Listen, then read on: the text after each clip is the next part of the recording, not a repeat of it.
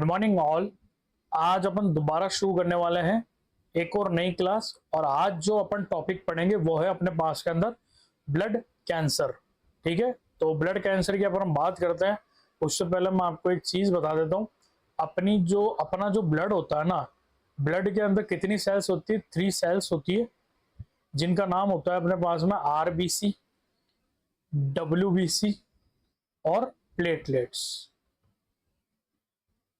ठीक है, तो इन सब जो ये तीनों सेल है ना, इनके अंदर होने वाला कैंसर क्या कहलाता है? ब्लड कैंसर कहलाता है। ठीक है, आपके सिलेबस के अकॉर्डिंग आपके इतना डीप नहीं है कि मैं आपको आरबीसी का अलग पूरा चैप्टर पढ़ाऊं, कैंसर का, डब्ल्यूबीसी का अलग बताऊं और प्लेटलेट्स के अलग बताऊं। इसीलिए मैं आपको पूरा जो आपके सिलेबस में है ब्लड कैंसर, मैं उसके बारे में बता रहा हूं, बट इनका पूरा क्लासिफिकेशन मैं आपको बता दूंगा।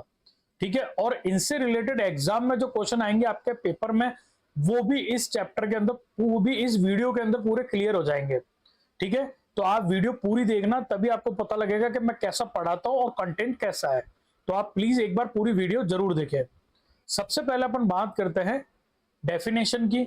ब्लड कैंसर, ब्लड और अस्थि मज्जा, बोन का कैंसर है।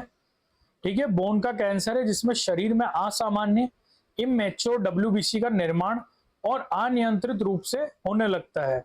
ठीक है, यह असामान्य कोशिकाएं आरबीसी, डब्ल्यूबीसी और प्लेटलेट्स के निर्माण में बाधा डालती है, जिससे क्या होता है? शरीर में संक्रमण, एनीमिया और ब्लीडिंग का खतरा बढ़ जाता है।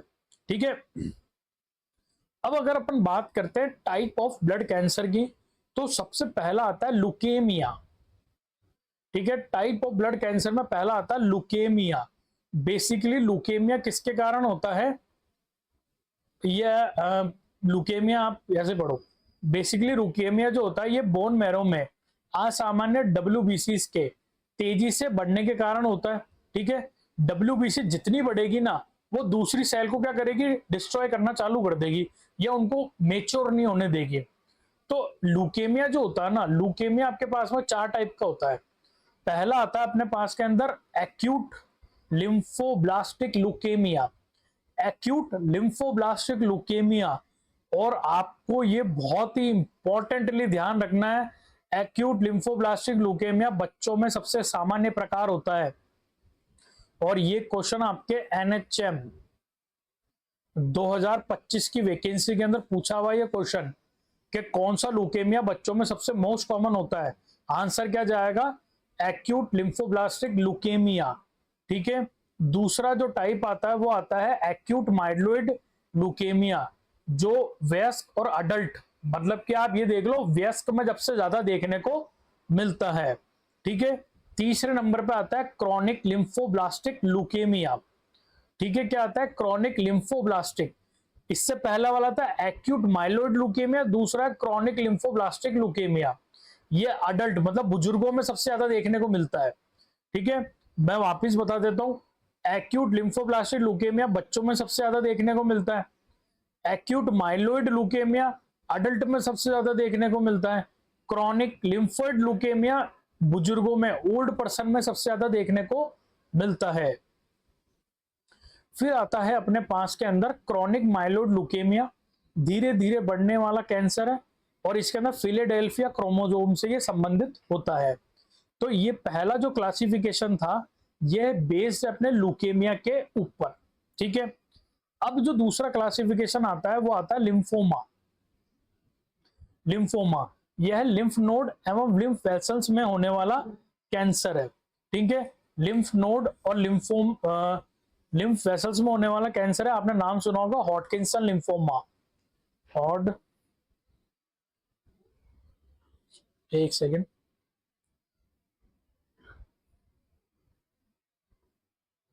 हॉटकिंसन लिम्फोमा, हॉटकिंसन लिम्फोमा।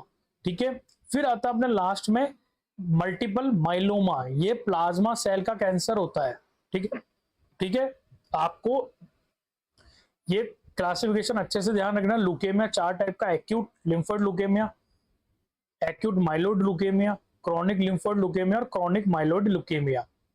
ठीक है, फिर आता है लिम्फोमा, हॉटकिंसन लिम्फोमा आता है मल्टीपल माइलोमा जो कि इसका कैंसर होता है, प्लाज्मा सेल का कैंसर होता है। ठीक है, अब अपन आगे चलते हैं और अपन बात करते हैं कि कॉजेस क्या क्या होते हैं ब्लड कैंसर के, जिनको अपन क्या बोलते हैं, कार्सिनोजन। कार्सिनोजन का मतलब होता है वो सब्सटेंस जो कैंसर प्रोड्यूस करवा रहा है। सबसे पहला आता है रेडिएशन एक्सपोजर।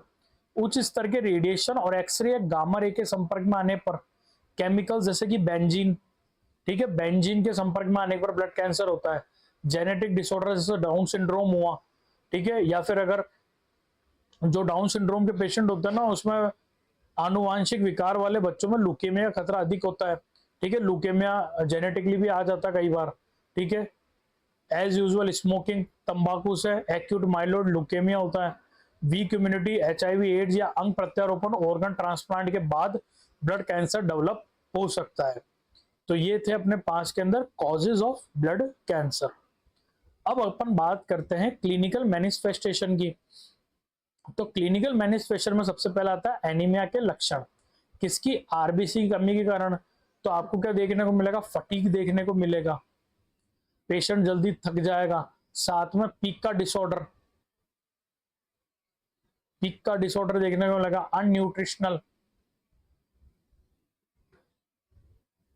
अनन्यूट्रिशनल थिंग खाएगा वो।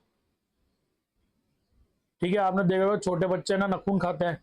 ठीक है, फीमेल में सबसे ज्यादा देखने को होता है, फीमेल स्लेट की पेंसिल खाती है, वो एनीमिया के लक्षण है। ठीक है, संक्रमण के लक्षण, डब्ल्यूबीसी का काउंट कम हो जाएगा।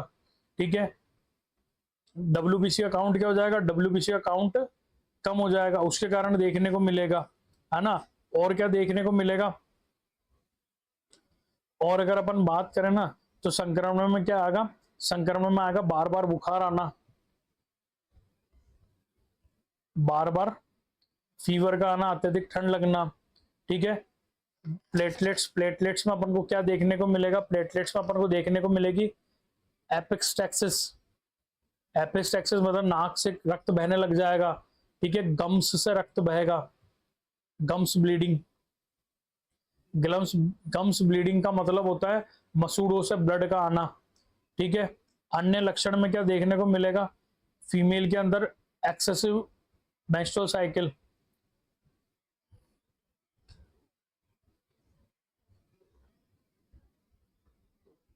एक्सेसिव मेंस्ट्रुअल ब्लीडिंग लिखना आप इसको, कि मेंस्ट्रुअल साइकिल के टाइम में ब्लीडिंग ज्यादा होगी फीमेल के अंदर।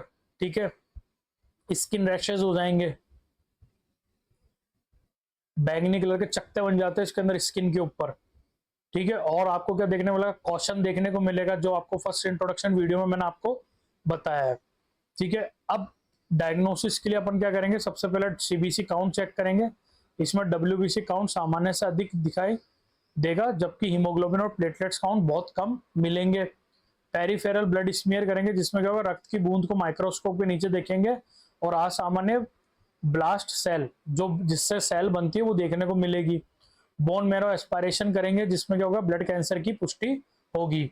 और कहां से लेंगे? इलियक क्रस्ट, जहां पे बेल्ट बांधते नहीं, या फिर जहां पर आप जो अपन बोलते हैं कमर की जो बोन होती है ना, उसके वहां से निकालेंगे। ठीक है, और क्या करेंगे? साइटोलॉजी, फ्लो साइटोलॉजी करते हैं अपन इसके अंदर। इसमें क्या करेंगे?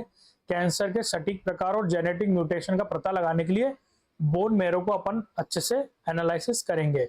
साथ में लंबर पंचर करेंगे, ये जानने के लिए कि जो ब्लड कैंसर है ना, वो स्पाइन में तो नहीं चल गया है, ब्रेन में तो नहीं चल गया है। तो ये डायग्नोसिस है जो अपन ब्लड कैंसर के अंदर करेंगे। अब आता है ट्रीटमेंट।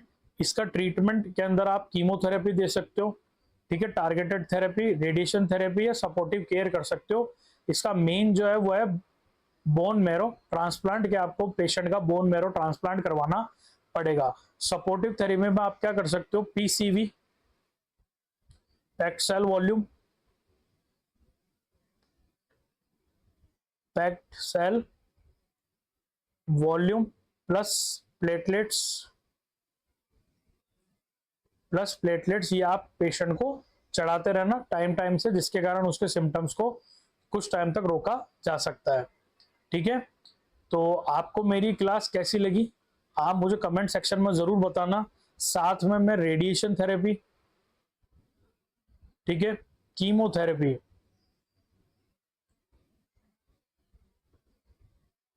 इन दोनों की एक सेपरेट क्लास लेके आऊंगा, इन दोनों की मैं क्या करूंगा, एक सेपरेट क्लास लेके आऊंगा, उसके अंदर मैं आपको इसको पूरा डिस्कस कर दूंगा। तो आपको ये क्लास कैसी लगी मुझे जरूर बताना कमेंट बॉक्स के अंदर। Thank you.